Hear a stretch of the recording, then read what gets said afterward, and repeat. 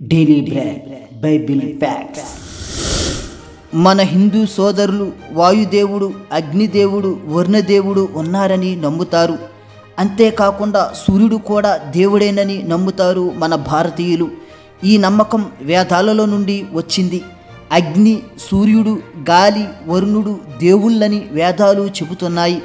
అసలు వేదాలు ఎందుకు చదవాలో గతంలో వీడియో చేశాను.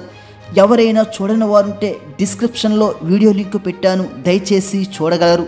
ఆ వీడియో కొనసాగింపుగా ఈ వీడియో చేస్తున్నాను. వేద ఋషులు సామాన్యులు కారు, అజ్ఞానులు కారు. వారు మహాజ్ఞానులు, మేధావులు.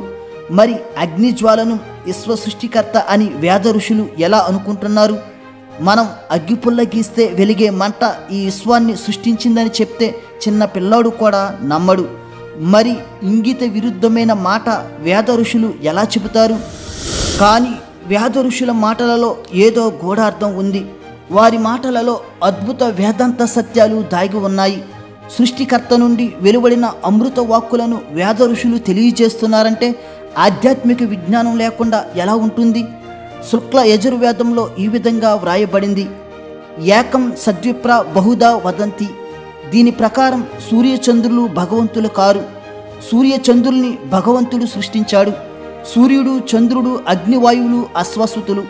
వీటికి అంతం ఉంది కానీ భగవంతునికి అంతం లేదు. కృష్ణ యజుర్వేదం 4వ కాండం 8వ అనువాకం 13 నుంచి 20 మంత్రాల్లో ఇలా వ్రాయబడింది: ఎవరు భూమిని సృష్టించాడో, ఎవరు ఆకాశమును జలరాశిని సృష్టించాడో అట్టి ఏ దేవతకు హవిస్సులు అర్పింతుము. అంటే భూమి, ఆకాశం, నీరు, గాలి, అగ్ని ఇవి పంచభూతాలు. వీటిని సృష్టించిన వానికే హవిస్సులు, పూజలు, బలులు, నైవేద్యాలు అర్పించాలి అని వేద ఋషులు అంటున్నారు. గనుక గాలి, నీరు, అగ్ని, భూమి, ఆకాశం దేవుళ్ళు కావని, అవి దేవుని సృష్టి మాత్రమే అని వేద ఋషులకు బాగా తెలుసు. అయినా కానీ అగ్ని, సూర్యుడు, వాయువులు దేవతలుగా వేదాలలో చెప్పబడ్డారు. పంచభూతాలను సృష్టించిన సృష్టికర్తకు మాత్రమే పూజలు చేస్తాం అంటూనే ఆర్య ఋషులు మరో ప్రక్క సాధారణ అగ్నిని ఎందుకు స్తుతిస్తున్నారు, ఎందుకు ఆరాధిస్తున్నారు? ఆర్య ఋషులు ఈ విషయంలో ద్వంద్వ వైఖరి ఎందుకు చేస్తున్నారు? పైగా ఆర్య ఋషులతో సృష్టికర్తే స్వయంగా వేదాలు వ్రాయించాడు.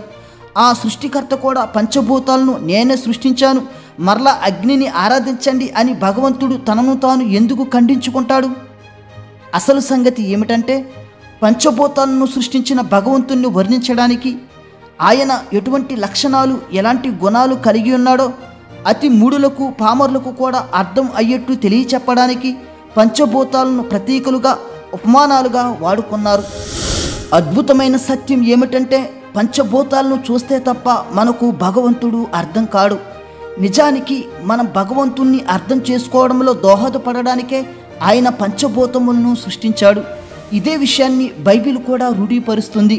రోమా 1వ అధ్యాయము 19-20 వచనములు: ఎందుకనగా దేవుని గూర్చి తెలియశక్యమైనదేదో అది వారి మధ్య విశదమై ఉన్నది, దేవుడు అది వారికి విశదపరిచెను.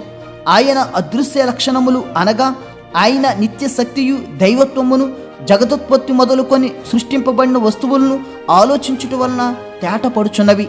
ఈ లేఖనం ప్రకారం దేవుని దైవత్వం, ఆయన నిత్యశక్తియు, సృష్టింపబడిన వస్తువులను ఆలోచించుట వలన మనకు తెలుస్తుంది.